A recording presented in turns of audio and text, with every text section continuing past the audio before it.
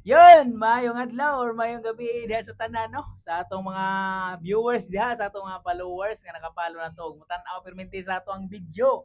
Salamat kayo guys. So mayong adlaw diha. So karon na atay trabahoon nga religious tattoo design no. Unya sa arm na to ibutang ni sir.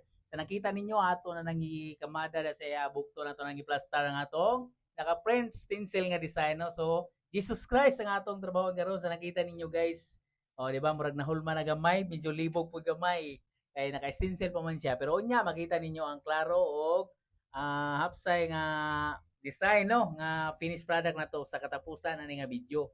So mao na nag-start ta sa pinaka lower nga part no. Kay nga na gyud ta kung magtattoo ta adto kita mag-start sa pinaka lower nga part no kay mao maginaanda na to no para dili ta mairisan sa atuang stencil design. Unya kini si sir kay medyo kuan man ni siya tan skin man ni siya bay dili man ni siya white skin tone so ato ning gamitan og high contrast nga black and gray no kay black and gray ang atong tirada nga guys.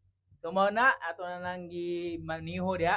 So sa nakita ninyo diha pata sa cross nga design no nya na po yung mga tudlo nga na human na to mga three fingers na siguro na ang nahuman na to diha.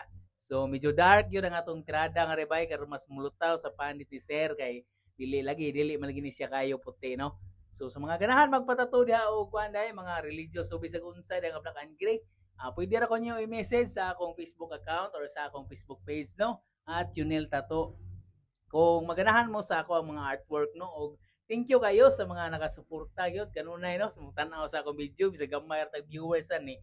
Salamat kay ninyo guys sa inyong paglantaw ug pag-appreciate sa ako ang mga trabaho no nga tato. Og kani day si Busing guys no is regular client yun ni nato siya no. Maybe 4 or 5 times na ni nagapatato nato si Busing no kay nagbalik-balik yun ni siya sa ato ang artwork nga atong gitrabaho niya. Kaya naganahan yun si Busing sa atong mga trabaho. So diha guys is na nag-snack sa mi kay medyo gigutom na si Busing nya medyo sakit-sakit na sad. Mo na nahuman na mi sa lower part diha.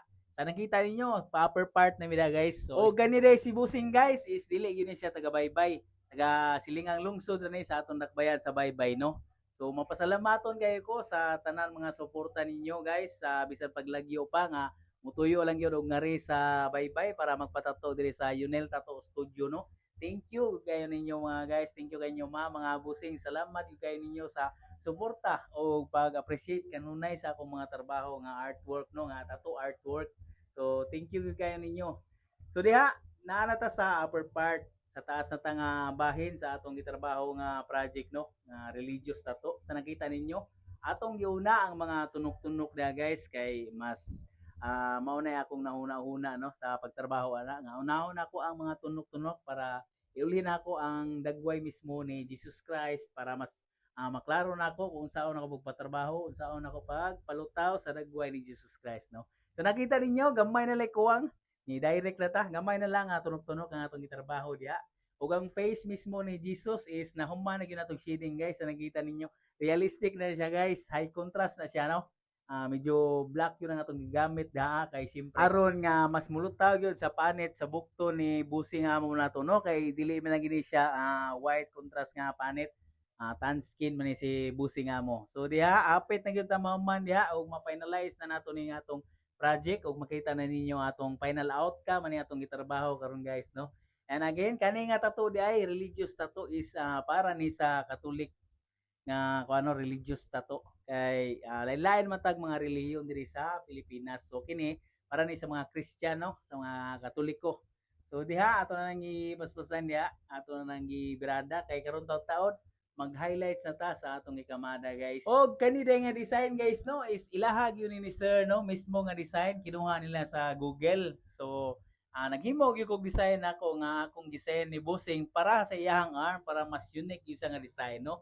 Pero ang apan lang guys is ang misis ni Busing yun ang nagbuot sa design no.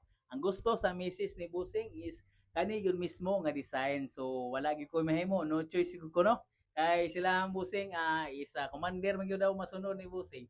So dili man siya maka kuan gyud makapatato kung dili masunod ang iyang misis. No so mao ni ang among gitrabaho nga design ako na lang gi-suggestan si Busing nga usbo na lang ako gamay niya, mag-ana lang ko mga details para sa iyang bukto no kay para medyo unique po. So moro to, salamat sa nakasubaybay no o sa mitan-aw gyud ani nga video hanton nga nahuman ang atong gitrabaho no nga project. Salamat kayo niya guys.